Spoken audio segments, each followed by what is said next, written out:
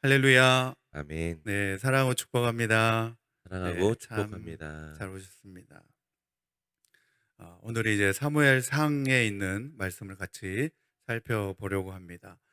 미국의 경영학자이자 경영학의 아버지라고 불리는 피터 드레크라는 사람이 있습니다. 이 사람이 현대를 일컬어서 뭐라고 정의했냐면 단절의 시대다라고 그렇게 정의를 했습니다. 여기서 말하는 단절은 어떤 끊김이나 어떤 절단을 의미하는 그런 개념의 의미가 아니라 연속성과 비연속성이라는 개념으로 설명하고 있는 내용입니다.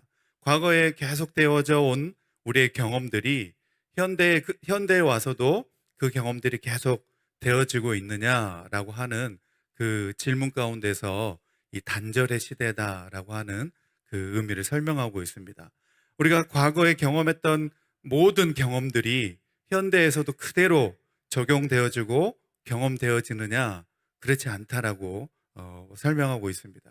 그래서 과거에 경험된 그것들이 계속 연속성을 가지고 있는 것이 아니라 현대는 단절의 시대로서 비연속성 가운데 우리가 살아가고 있다라고 하는 그 개념을 설명하고 있습니다. 조금 이해하기 어려운 개념이긴 하지만 그러나 우리가 코로나 시대를 맞이하면서 생각해 보면 이 피터 드레이크가 설명하고 있는 이 단절의 개념이 어쩌면 우리가 지금 살아가고 있는 이 시대에 굉장히 들어맞는 이야기입니다. 우리가 과거에 같이 교제하고 대면하면서 생활했던 그런 모든 개념들이 이 코로나로 말미암아서 다 중단되어지고 연속되어지지 못하고 있는 것을 보면 오늘 우리는 확실히 이러한 단절의 시대를 살아가고 있는 것이 확실하다는 생각을 가져보게 됩니다. 바로 이러한 개념으로 오늘 사무엘상에 나오는 한나의 인생을 살펴보기를 원합니다. 우리가 사사기에 보면 나옴이라는 여인이 나오는데 나오미의 인생은 어떻게 보면 굴곡진 인생이라고 정의한다면 이 한나의 인생은 단절된 인생이다 그렇게 정의할 수 있습니다. 고대 사회에서부터 자식이 없다라고 하는 것은 사회적인 죽음을 의미합니다. 네, 사회적인 죽음을 의미했고 또 자식이 없음으로 인해서 한 가계의 족보가 끊어지면 모든 선조들의 삶에서부터 단절을 의미하는 개념이었습니다. 그래서 당시만 해도 개인이 죽은 다음에 계속해서 산다고 하는 믿음이 없었습니다.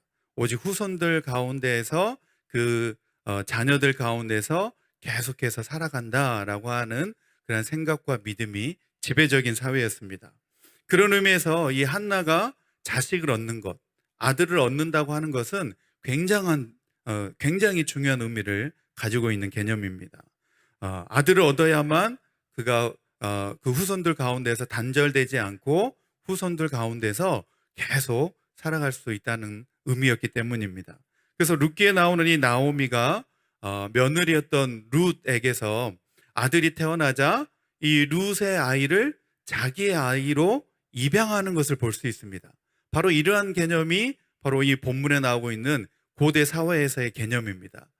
분명히 나오미는 며느리 룻의 아이가 자기가 낳은 아이가 아님에도 불구하고 며느리 룻이 낳은 아기를 자기의 아이다라고 이렇게 입양하는 것을 보면서 고대 사람들의 마음 가운데서는 자기의 후손들을 통하여서 자기의 인생이 자기의 삶이 사후에 또 계속되어진다라고 하는 그런 생각이 지배적이었습니다. 그래서 임신은 히브리 말로 자비라고 하는 의미를 가지고 있습니다.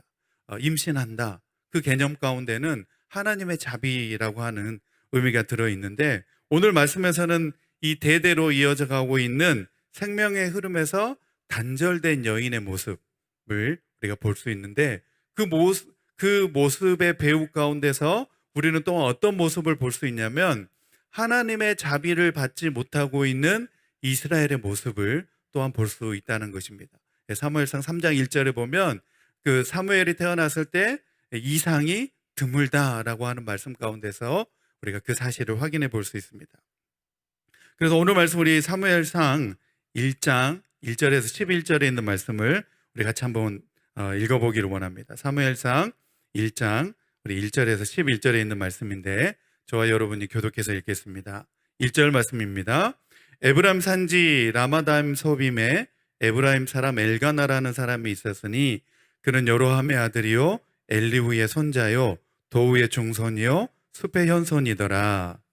그에게 두 아내가 있었으니 한 사람의 이름은 한나요. 한 사람의 이름은 분인나라. 분인나에게는 자식이 있고 한나에게는 자식이 없었더라.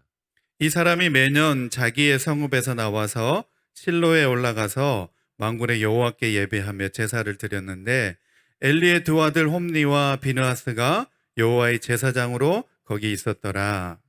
엘가나가 제사를 드리는 날에는 제물의 분깃을 그의 아내 분인나와 그의 모든 자녀에게 주고 한나에게는 갑절을 주니 이는 그를 사랑함이라.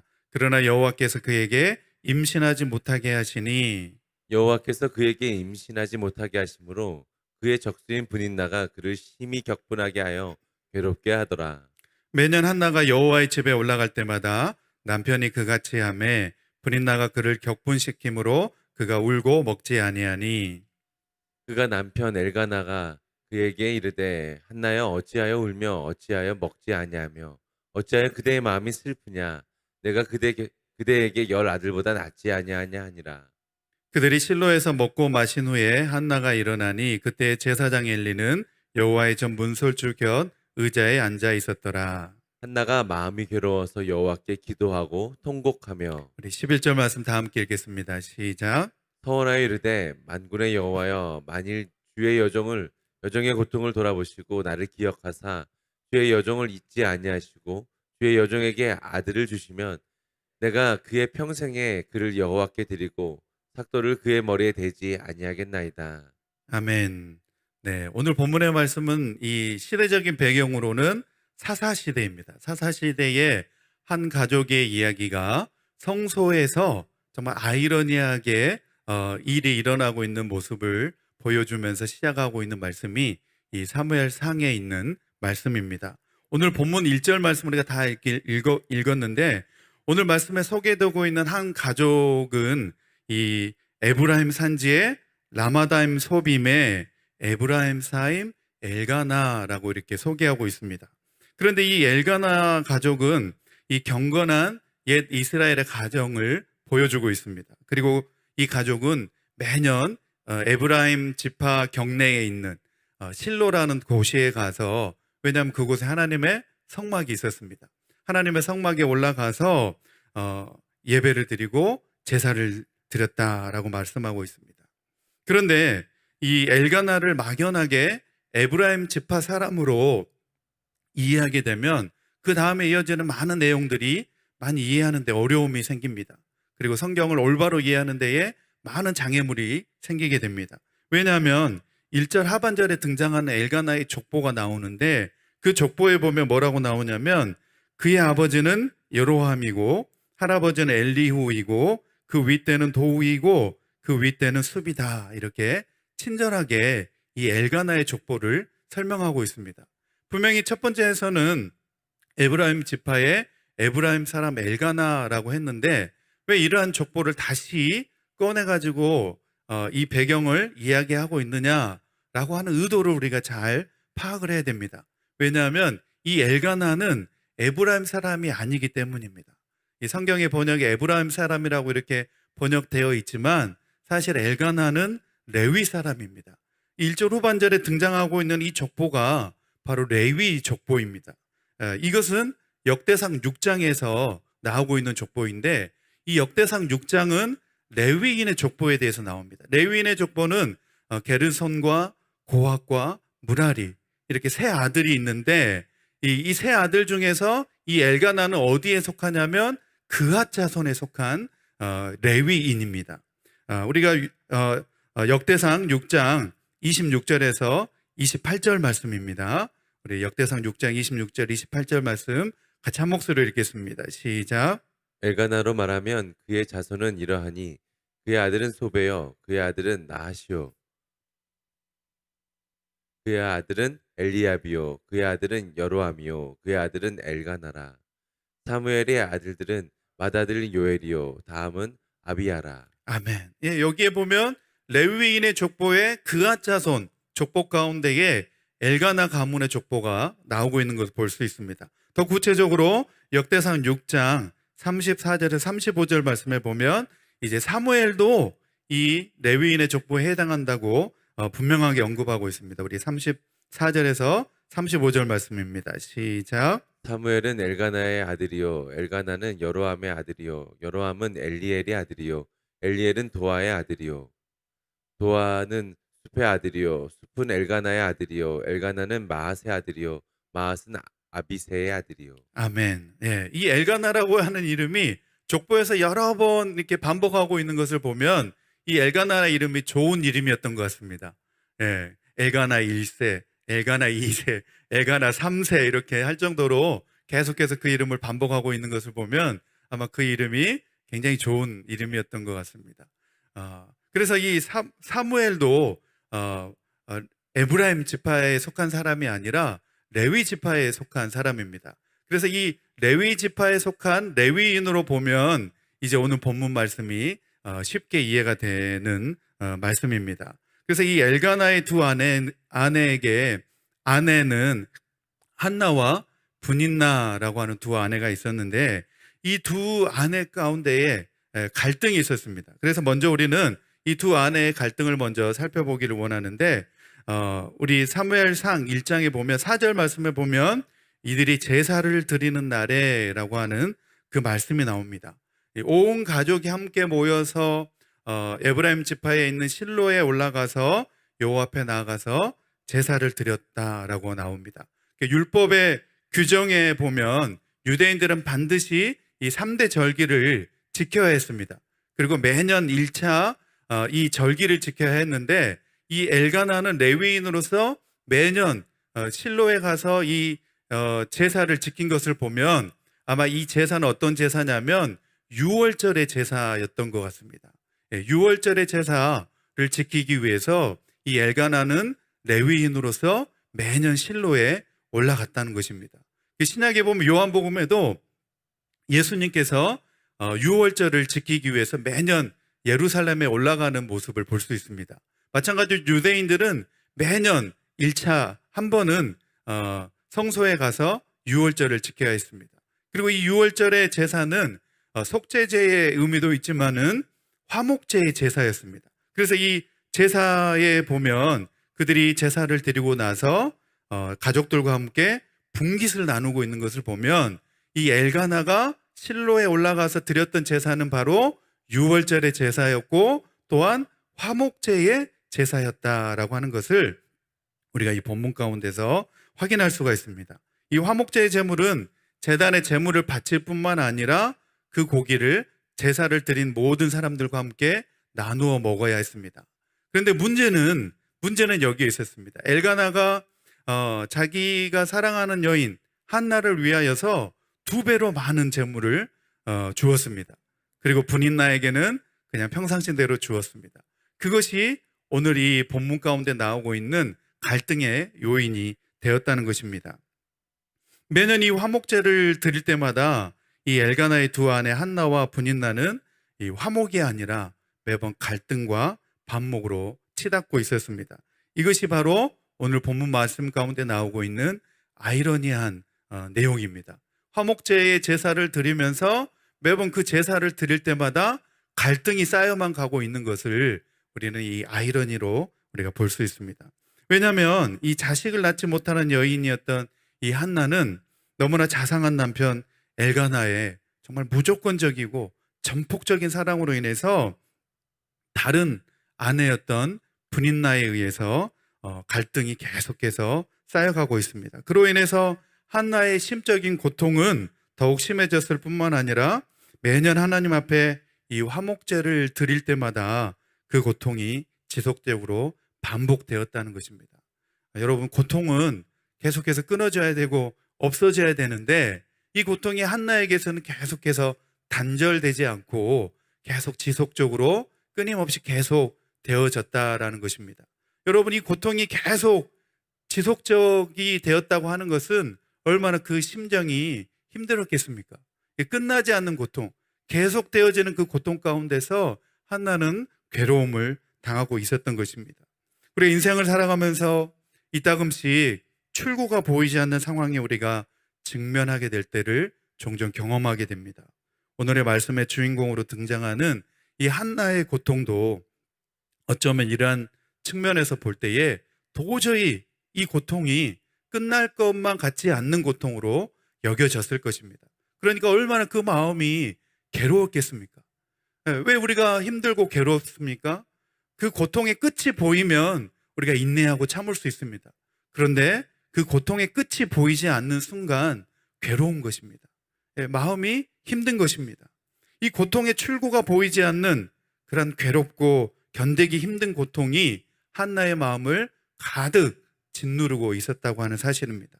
성소에서 화목제를 드릴 때마다 한나는 계속해서 지속적으로 고통을 당하고 있었습니다.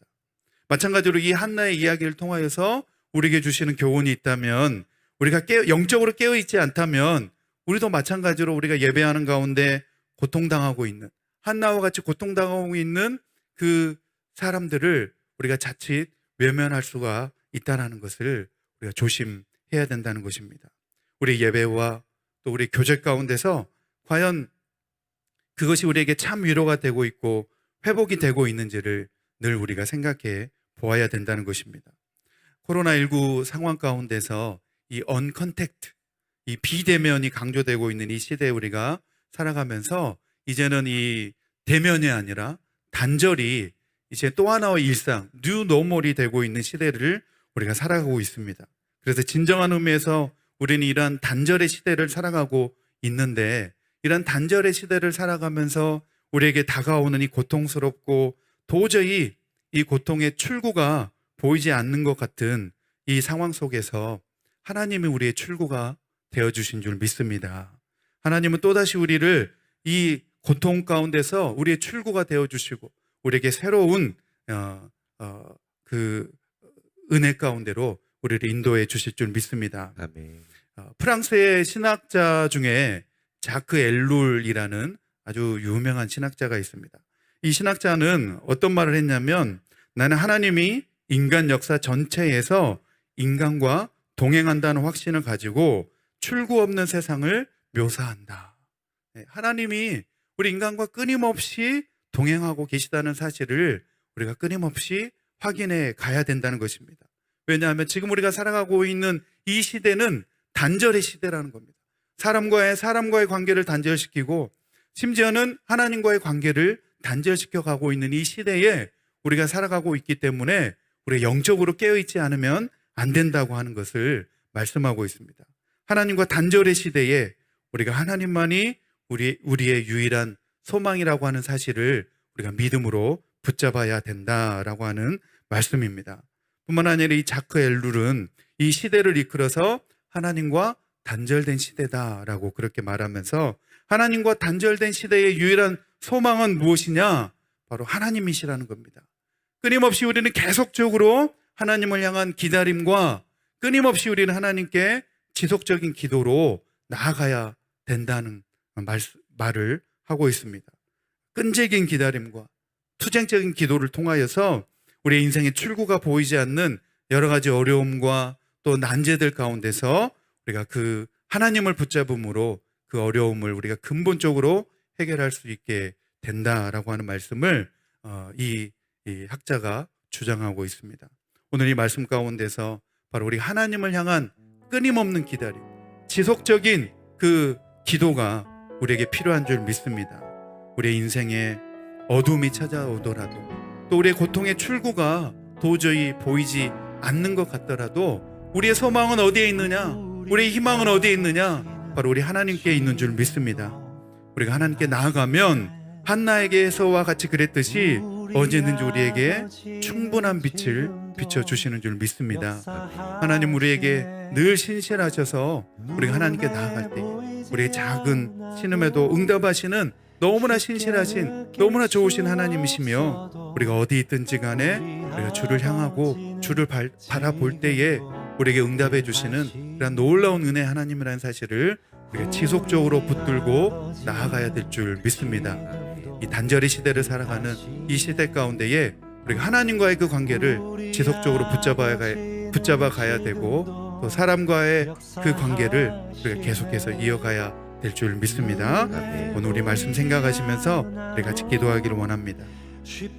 오늘 주신 말씀 가운데서 우리가 계속적으로 지속적으로 끈질긴 기다림과 투쟁적인 기도를 통하여서 정말 우리가 하나님을 향하고 하나님을 소망하는 믿음 우리에게 계속해서 지속적으로 허락하여 주옵소서. 우리 같이 그렇게 기도하기를 원하고 또 여러분들이 가지고 있는 기도 제목 놓고 기도하신 이후에 돌아가시면 되겠습니다. 우리 주여 한번 부르시고 통성으로 기도합니다. 시작. 주여. 하나님 아버지 눈에 보이지 않아도 쉽게 느낄 수 없어도 우리 아버지는